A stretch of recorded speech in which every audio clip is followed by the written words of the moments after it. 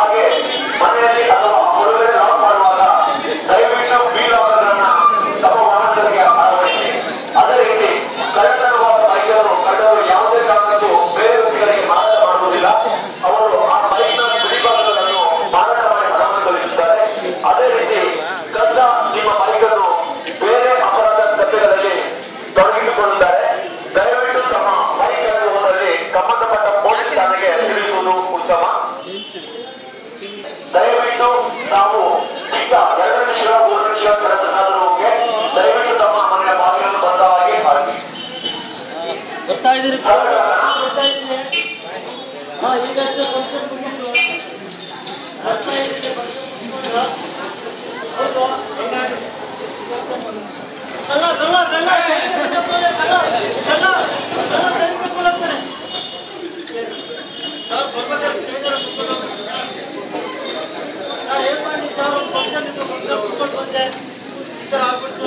ಈ ಒಂದು ಕೆಲಸದಲ್ಲಿ ನೀವು 3 ಜನ ಪ್ರತಿಭೆಗಳನ್ನು ಕಾಣಬಹುದು. ಮೊದಲನೇದಾಗಿ ಬೈಕಲ್ಲಿ ಬಂದಂತಹ ಇವರು ಕಟ್ಟ ಬೈಕಿಂದ ಹಣವನ್ನು ಅಪಹರಿಸುತ್ತಾರೆ. ತದನಂತರ ಮಹಿಳೆಯರು ಹೋಗಬಾರದು ಎನ್ನುವ ಉದ್ದೇಶದಿಂದ ಆಕೆಯ ಗಮನವನ್ನು ಬೇರೆಡೆಗೆ ಸೆಳೆಯುವ ಉದ್ದೇಶದಿಂದ ಇನ್ನೊಬ್ಬ ವ್ಯಕ್ತಿ ಬಂದು ಆಕೆಯನ್ನು ಮಾತನಾಡಿಸಲು ಪ್ರಯತ್ನ ಪಡುತ್ತಾರೆ. ಈ ಸಂದರ್ಭದಲ್ಲಿ ಗಂಡರು ಅಲ್ಲಿಂದ ಪರಾರಿಯಾಗುತ್ತಾರೆ. ದಯವಿಟ್ಟು ಮಹಿಳೆಯರಲ್ಲಿ ಒಂದು ಕೋರಿಕೆ, ಆಭರಣಗಳು ಪ್ರದರ್ಶನಕ್ಕಂದು ಖಂಡಿತಾಗ ತಮ್ಮಲ್ಲಿರುವ ಆಭರಣಗಳನ್ನು ಒಂಟಿಯಾಗಿ ಓಡಾಡುವಾಗ, ನಿರ್ಜನ ಪ್ರದೇಶದಲ್ಲಿ ಓಡಾಡುವಾಗ, ಪಾರ್ಕಿನಲ್ಲಿ ಯಾರಾದರೂ ಕಂಡು ಬಂದಲ್ಲಿ ಸಂಬಂಧಪಟ್ಟ ಪೊಲೀಸ್ ಠಾಣೆಗೆ ದೂರು ನೀಡುವುದು ಉತ್ತಮ. ಇನ್ನು 5 ನಿಮಿಷಗಳಲ್ಲಿ ನಮ್ಮ ಬೀದಿ ನಾಟಕ ಮುಕ್ತಾಯವಾಗಲಿದ್ದು ನಿಮಗೆ ದುಶ್ಚಟಗಳ ಪರಿಣಾಮದ ಬಗ್ಗೆ ಒಂದು ಚಿಕ್ಕ ಬೀದಿ ನಾಟಕವನ್ನು ಮಾಡಿ ತೋರಿಸಿದ್ದಾರೆ. ಈ ಒಂದು ಎಷ್ಟು ಖುಷಿಯಾಗಿದೆಯಾ? ನಾನು PUC ಫಸ್ಟ್ ಕ್ಲಾಸ್ ಅಲ್ಲಿ ಪಾಸ್ ಆಗಿದ್ದೀನಿ. Thank you. ಏನು ಸಮಾಚಾರ? ಮಗ ಹೋಗ್ಲಿ ನೋಡಿ, ನಮ್ಮ ಮಗ ಈ ಸಾರಿ ಫಸ್ಟ್ ಕ್ಲಾಸ್ ಅಲ್ಲಿ ಪಾಸ್ ಆಗಿದ್ದಾನೆ. ನೆಕ್ಸ್ಟ್ ಸಾರಿ ರ್ಯಾಂಕ್ ಬರ್ತಾನೆ ನೋಡಿ. ಹೌದು, ನನ್ನ ಮಗನು ಹೌದು. ಅದಕ್ಕೆ ಹೇಳ್ತಾ ಇರೋದು, ಹೋಗಿ ಎಲ್ಲ ಫ್ರೆಂಡ್ಸ್ಗೆಲ್ಲ ಸ್ವೀಟ್ ಕೊಡಿಸಿ, ಅವ್ರಿಗೆಲ್ಲ ಸ್ವೀಟ್ ಕೊಡಿಸಿ ಎಲ್ಲ ಎಂಜಾಯ್ ಮಾಡ್ಕೊಂಬ. ನಮ್ಮಪ್ಪ ಕೊಟ್ಟು ಪಾರ್ಟಿ ಕೊಟ್ಟು ಬರ್ತೀನಿ ನನ್ನ ಫ್ರೆಂಡ್ಸ್ಗೆ. ಮುಗ್ಧ ಯುವಕನೋರ್ವ ತನ್ನ PU ಪರೀಕ್ಷೆಯಲ್ಲಿ ಉತ್ತಮ ಅಂಕ ಗಳಿಸಿ ತಂದೆಯ ಪ್ರಶಂಸೆಗೆ ಪಾತ್ರನಾಗುತ್ತಾನೆ. ತನ್ನ ಗೆಳೆಯನಿಗೆ ಪಾರ್ಟಿ ಕೊಡುವ ಉದ್ದೇಶಕ್ಕಾಗಿ ಆತನನ್ನು ಮೀಟ್ ಆಗುತ್ತಾನೆ. ನೋಡ್ಲಿಲ್ಲ ಕಣ? ನೋಡ್ದಾಗ ಹೋಗ್ತಾ ಇದೆ. ನಿಜವಾಗ್ಲೂ ನೋಡ್ಲಿಲ್ಲ ಕಣ? ಹೌದು ಗುರು, ಪಾಸ್ ಆಗಿದೆ. ಇಲ್ಲ ಹೋಲಿ ಬಿಡುಗರು ನೆಕ್ಸ್ಟ್ ಪಾಸ್ ಮಾಡ್ಕೊಳ್ಳಿ ಅಂತೆ. ನೆಕ್ಸ್ಟ್ ಪಾಸ್ ಮಾಡ್ಕೊಳ್ಳಿ. ಈ ಖುಷಿಲಿ ಬಾಗಿಲು ನೋಡಿದ್ರೆ ಹೋಗ್ತಿದ್ದೆ, ಊಟ ಮಾಡ್ಕೊಂಡು ಹೋಗೋಣ. ಊಟ ನಮ್ಮನೆ ಇನ್ನೇನ್ ಬೇಕು? ಊಟ ನಮ್ಮನೆ ಒಳ್ಳೆ ಐಸ್ ಕ್ರೀಮ್ ಕೊಡಿಸ್ತೀನಿ ಬಾಗುರು ಇಲ್ಲೇ. ಐಸ್ ಕ್ರೀಮ್ ತಿನ್ನೋರಿಗೆ ಸಿಕ್ಕಲ್ವಾ ಬಾಗುರು ಬೇಕು. ಇಲ್ಲ. ಹೌದು, ನಮ್ಮಪ್ಪ ಕಿಕ್ಕು ನನ್ ಕಿಕ್ ಮಾಡೋದಷ್ಟೇ ಬೇಡ. ಅಪ್ಪ ಡೈಲಿ ಕುಡಿದಾರ ಬರಲ್ಲ. ಬೇಡ ಗುರು. ಇವಾಗೇನು ಬರಲ್ವೇನಪ್ಪ? ಇಲ್ಲ ಗುರು, ಬೇಡ ಗುರು, ಭಯ. ಖುಷಿ ಪಡ್ಬೇಕು. ಎಲೆಕ್ಷನ್ ಇದು ರಿಸಲ್ಟ್ ಬಂದು ಇಲ್ಲ ಗುರು, ಎಲ್ಲರೂ ಖುಷಿ ಪಡ್ಬೇಕು. ನಮ್ಗೆ ಖುಷಿ ಬೇಡವಾ? ಖುಷಿ ಪಡು. ಹಂಗಾದ್ರೆ ಬಾ. ಓಕೆ ರಾಜಶೇಖರ,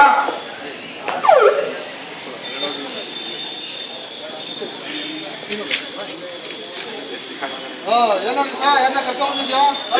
ನಮ್ಮ ಫ್ರೆಂಡ್ ಸಂತೋಷ್ ಅಂತ ಸೈಂಟಿಸ್ಟ್ ಫಸ್ಟ್ ಕ್ಲಾಸ್ ಆಗಿದ್ದಾನಪ್ಪ. ದೇವರಂತ ಹುಡುಗ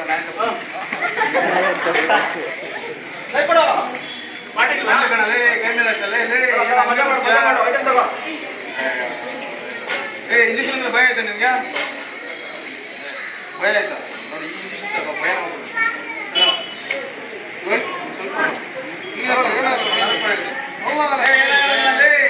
ಅದೇ ಹಾಸ್ಪಿಟ್ಲಲ್ಲಿ ನರ್ಸಲ್ಲ ಹಿಂದ್ ಕಳಿಸ್ತಿದ್ದಕ್ಕಿಲ್ಲ ನಮ್ಮ ಮುಂದುಗಡೆ ಎಲ್ಲ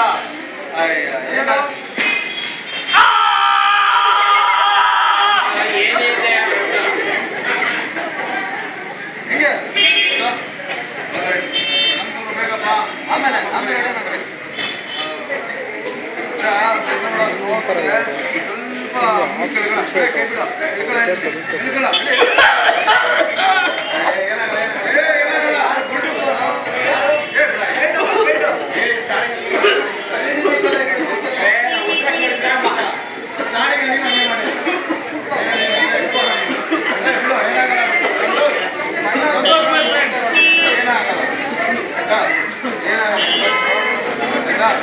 ರಾಜಶೇಖರ ಹೇಳಿದ್ರು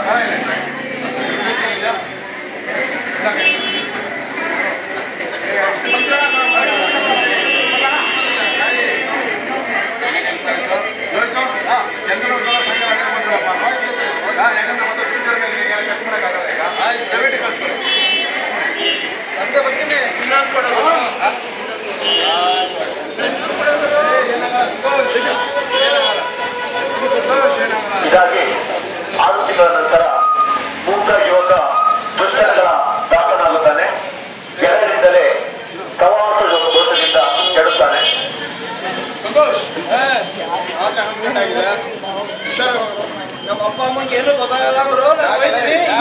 ಕೊಡು ಯಾಕೆ ಕೊಡು. ಬೇರೆಯವ್ರ ಮನೆಗೆ ಹೋಗ್ತೀಯಾ? ಇಲ್ಲ ನಮ್ಮ ಮನೆ ಹೋಗ್ತೀನಿ ಗುರು. ನಿಮ್ಮ ಮನೆಗೆ ಅವರೇ ಗೊತ್ತಾಗಲ್ಲ. ಅಲ್ಲಿ ನೋಡ್ಗುರು, ಅದೇ ನಮ್ಮ ಮನೆ. ನಾವು ಹೋಗ್ತೀನಿ. ಒಳ್ಳೆ ಕೆಲಸ ಆಯ್ತು ನೋಡ. ದೇವರಿದ ನಿಮ್ಗೆ ಆಯ್ತಾ? ದೇವ್ರ ನೋಡ ಒಂದೇ ದೇವ್ರು ಮೇಲೆ ನೋಡ ದೇವ್ರೆ ಆಯ್ತಾ? ಒಳ್ಳೆ ಕೆಲಸ ಆಯ್ತಪ್ಪ. ಹೋಗು ಆರಾಮ. ಹೇಳ್ರಿ.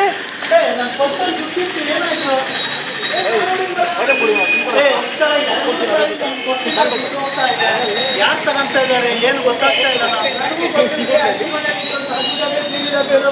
ಖಾಲಿ ಯಾಕೋ ನಿಮ್ಮ ಮಗನ ಮೇಲೆ ಡೌಟ್ ನೋಡ್ರಿ.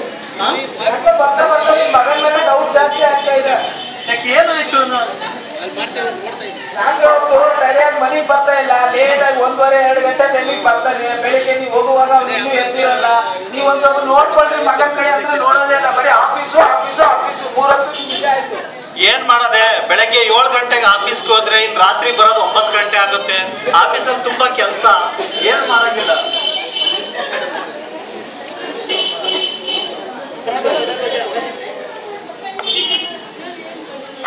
ಮುಗ್ಧ ಯುವಕ ತನ್ನ ಚಟಕ್ಕೋಸ್ಕರ ತನ್ನ ತಂದೆ ಜೇಬಿನಿಂದ ಹಣವನ್ನು ಕದ್ದುವಂತಹ ಚಿಕ್ಕ ಪುಟ್ಟ ಅಪರಾಧಗಳಲ್ಲಿ ಭಾಗಿಯಾಗುತ್ತಾರೆ.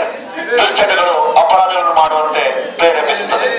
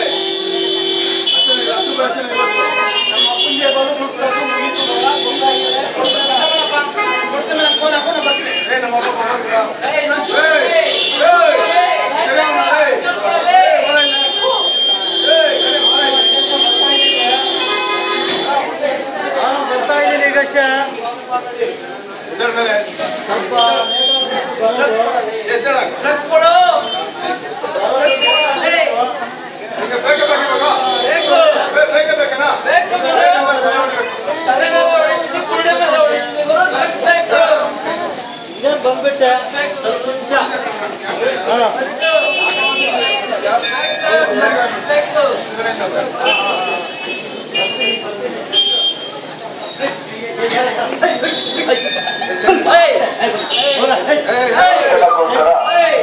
ಕಳ್ಳತನವನ್ನು ಮಾಡಿದಂತಹ ಕೃತ್ಯಗಳಿಗೆ ಬಲಿಯಾಗುತ್ತಾರೆ.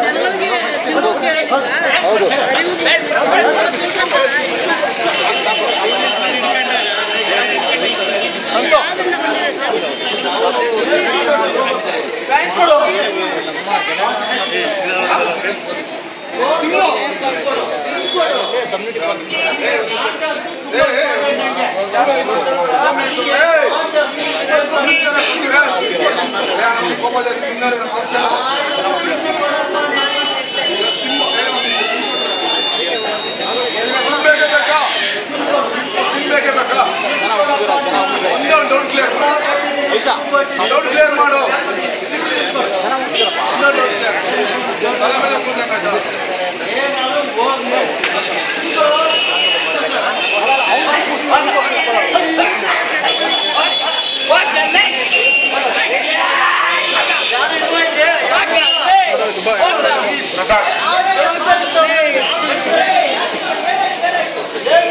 ಆಫೀಸಿಂದ ಬರ್ಬೇಕಾದ್ರೆ ಯಾರೋ ಫೋನ್ ಮಾಡಿದ್ರು 20 ವರ್ಷ ಇರ್ಬೋದು. ಎಲ್ಲ ಜೊತೆಗೆ ಬಸ್ಸು ಕೊಟ್ಟಿದ್ದು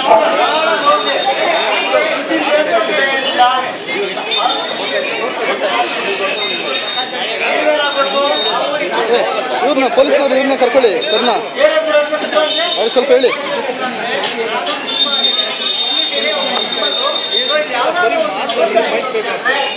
ಯಾವ್ದಾದ್ರು ಒಂದು ಸಮಸ್ಯೆ ಇತ್ತು ಅಂತ ಹೇಳಿದ್ರೆ ನೀವು ಕೆಲವು ಸಂದರ್ಭದಲ್ಲಿ ತಕ್ಷಣ ನೀವು ಸ್ಟೇಷನ್ಗೆ ಹೋಗಿ ಕಂಪ್ಲೇಂಟ್ ಕೊಡೋಕೆ ಧೈರ್ಯ ಇರೋಲ್ಲ.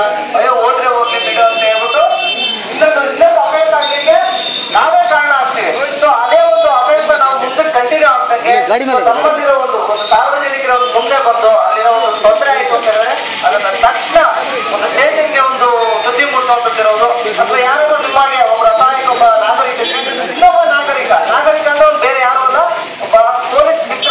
ಸೊ ಅವ್ನು ಬಂದು ನಿಮಗೆ ಒಂದು ಸಹಾಯ ಮಾಡೋ ರೀತಿಯಲ್ಲಿ ನಾವು ಈಗ ರಾಜಗೋಪಾಲ್ ನಗರದಲ್ಲಿ ಕಮ್ಯುನಿಟಿ ಪೊಲೀಸಿಂಗ್ ಒಂದು ಕಾರ್ಯಕ್ರಮ ಹಮ್ಮಿಕೊಂಡಿದ್ದೀವಿ. ಅಲ್ಲಿ ನಾನು ಮೆಂಬರ್ ಇದ್ದೀನಿ. ಬನ್ನಿ, ಈಗ ನಾನು ನೋಡಿದೆ ಆ ಇಬ್ಬರು ಹುಡುಗರು ನಿಮ್ಮ ಹತ್ರ ಬಂದು ನಿಮ್ಮ ಹತ್ರ ಕೂತು ಎಲ್ಲ ಇಟ್ಕೊಂಡು ನಾನು ನೋಡಿದ್ದೀನಿ. ಆ ಹುಡುಗರು ಯಾರು ಅಂತ ನಮ್ಮ ಏರಿಯಾದವ್ರು ಆಗಿರೋದ್ರಿಂದ ನನಗೆ ಗೊತ್ತಿದೆ. ಬನ್ನಿ, ನಾನು ನಿಮ್ಗೆ ಹೆಲ್ಪ್ ಮಾಡ್ತೀನಿ. ಬನ್ನಿ. ತುಂಬಾ ಉಪಕಾರ ಆಯ್ತು. ಏರಿಯಾ ಸುರಕ್ಷಾ ಮಿತ್ರ ಅಂತ ಹೇಳಿ ಬಂದಿದ್ದೀರಾ, ಒಳ್ಳೇದಾಯ್ತು. ಇಂಥ ಟೈಮಲ್ಲಿ ಬನ್ನಿ ಸರ್, ಪೊಲೀಸ್ ಸ್ಟೇಷನ್ಗೆ ಹೋಗಿ ಒಂದು ಕಂಪ್ಲೇಂಟ್ ಕೊಡೋಣ. ನಿಮ್ಮಿಂದನೂ ಒಂದು ಒಳ್ಳೆ ಸಹಾಯ ಆಗಲಿ. ಬನ್ನಿ ಬನ್ನಿ ಸ್ಟೇಷನ್ಗೆ ಹೋಗೋಣ. ಬನ್ನಿ.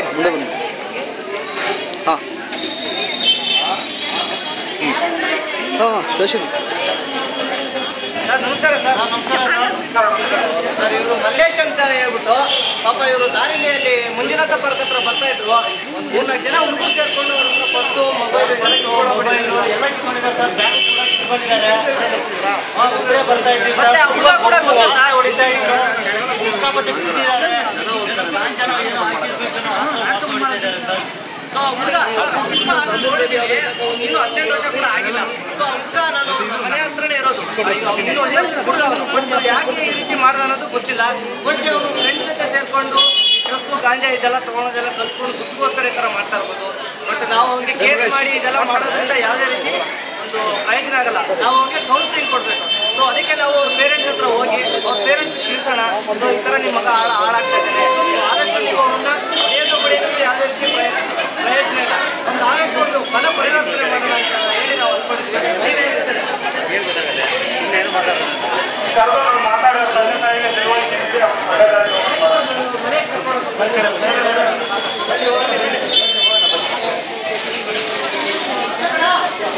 ನಮಸ್ಕಾರ ಸರ್. ನಮಸ್ತೆ ಸರ್. ಸರ್, 2-3 ದಿವಸ ಆಯ್ತು ಸರ್, ನಮ್ಮ ಮನೆಗೆ ಬಂದಿಲ್ಲ. ನಮ್ಮ ಮಗ ಎಲ್ಲಿದ್ದಾನೋ, ಏನಾಗಿದೆಯೋ ಏನೋ ಒಂದು ಗೊತ್ತಾಗ್ತಿಲ್ಲ ಸರ್. ತುಂಬಾ ಹುಡುಕಿದ್ವಿ, ಎಲ್ಲೂ ಸಿಗ್ಲಿಲ್ಲ ಸರ್. ಮಾಡಬಾರ್ದು ಕೆಲಸ ಎಲ್ಲ ಮಾಡ್ತಿದ್ದಾನೆ. ನಿಮ್ಮ ಮಗನ ಮೇಲೆ ಕಂಪ್ಲೇಂಟ್ ಅಲ್ಲ ನೋಡಿ ಸರ್, ಏನೋ ಅದು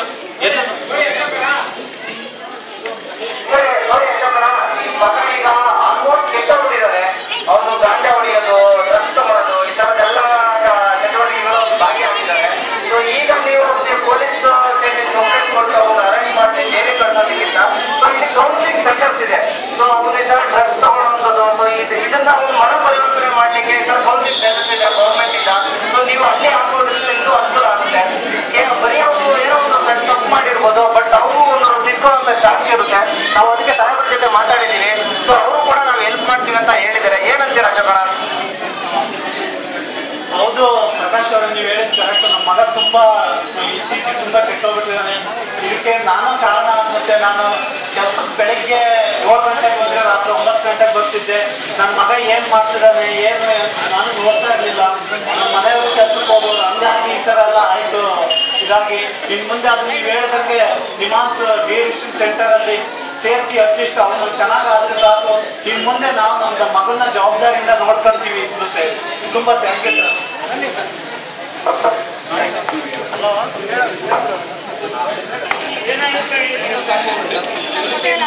ಇಲ್ಲೆಲ್ಲ ಹಳ್ಳಿ ಕಡೆಯಿಂದ ಬಂದಿರೋ ಜನ ಜಾಸ್ತಿ.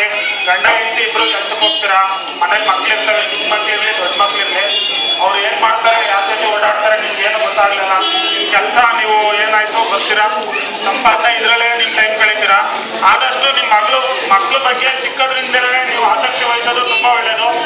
ನಾಳೆ ದಿವಸ ನೀವು ಎಷ್ಟೇ ದುಡಿದ್ರು ಏನೋ ಮಾಡಿದ್ರು ಮಕ್ಕಳು ಅದನ್ನ ಉಳಿಸೋ ಶಕ್ತಿ ತಗೊಳ್ಳಿಲ್ಲ ಅಂದ್ರೆ ಏನು ಮಾಡಕ್ಕಾಗಲ್ಲ.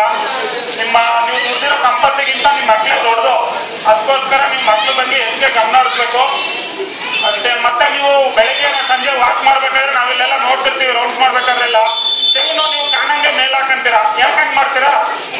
ಆದಷ್ಟು ವಾಕಿಂಗ್ ಮಾಡ್ಬೇಕಾದ್ರೆ ನೀವು ಚೈನ್ ಇದ್ರೆ ಇನ್ನೊಂದು ಚೈನ್ ಆದಷ್ಟು ಮನೇಲಿ ಬಿಚ್ಚಿಟ್ ಬರೋದು ಒಳ್ಳೇದು. ಕೆಲವರು ಮಾಂಗಲ್ಯನ ಜೊತೆಲೆ ಹಾಕೊಂಡಿರ್ತಾರೆ, ಅದರಿಂದ ಸೆರಗ್ ಮುಚ್ಕೊಂಡು ಓಡಾಡೋದು ತುಂಬಾ ಒಳ್ಳೇದು.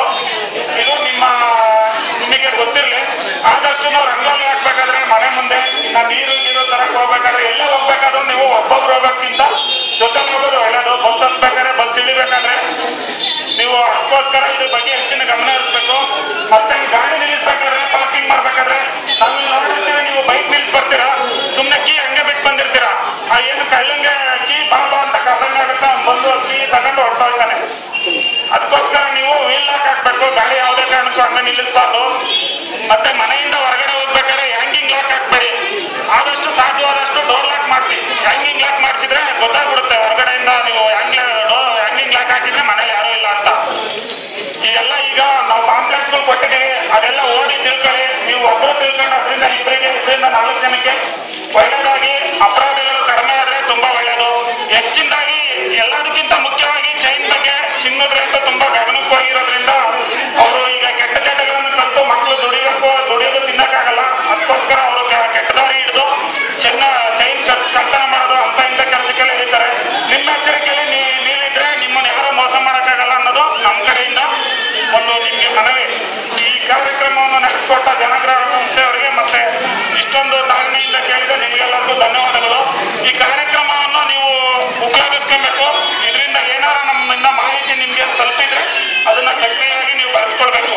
ನಿಮ್ಗೆ ಏನಾದ್ರೂ ಇದ್ರ ಬಗ್ಗೆ ಏನಾದ್ರು ತೊಂದರೆ ಆದ್ರೆ ಚೈನು ಗೀನೋ ಅದ್ರ ಬಗ್ಗೆ ಮೊಬೈಲ್ ಹೋದ್ರೆ ಏನಾಗುತ್ತೆ, ಹೋಗ್ತಾ ಇರ್ಬೇಕಾದ್ರೆ ಏನೋ ಚಿಕ್ಕದು ಒಂದು 500 ರೂಪಾಯಿಂದ 400 ರೂಪಾಯಿಂದ ಮೊಬೈಲ್ ಹೋಗುತ್ತೆ. ನೀವೇನ್ ಮಾಡ್ತೀರಾ, ಅದಕ್ಕೆ ಏನೋ ಸ್ಟೇಷನ್ಗೆ ಕಂಪ್ಲೇಂಟ್ ಕೊಡೋದು ಹೋದ್ರೆ ಗೊತ್ತೆ ಅಂತ ಸುಮ್ಮನೆ ಆಗ್ಬಿಡ್ತೀರಾ. ಅವ್ರು ಅದನ್ನೇ ತಿಳ್ಕೊಂತಾರಲ್ಲ, ಇವತ್ತು 500 ರೂಪಾಯಿದ್ದು ನಾಳೆ 5,000, ನಾಳೆ 5 ಲಕ್ಷದ್ದು, ಅದೇ ದೊಡ್ಡದಾಗ್ತಾ ಹೋಗುತ್ತೆ. ಈಗ ಈ ಒಂದರ್ಥದಲ್ಲಿ ಕಳ್ಳರನ್ನ ಬೆಳೆಸಕ್ಕೆ ನೀವೇ ನೆರವು ಮಾಡಬೇಕಾಗುತ್ತೆ. ಅದಕ್ಕೋಸ್ಕರ ಯಾವುದೇ ಆದ್ರೂ ಬಂದು ಸ್ಟೇಷನ್ಗೆ ಕಂಪ್ಲೇಂಟ್ ಕೊಡಿ. ನಾವು ಯಾವುದೇ ರೀತಿ ಕಾನೂನು ರೀತಿ ಕ್ರಮ ತಗೋಬೇಕು.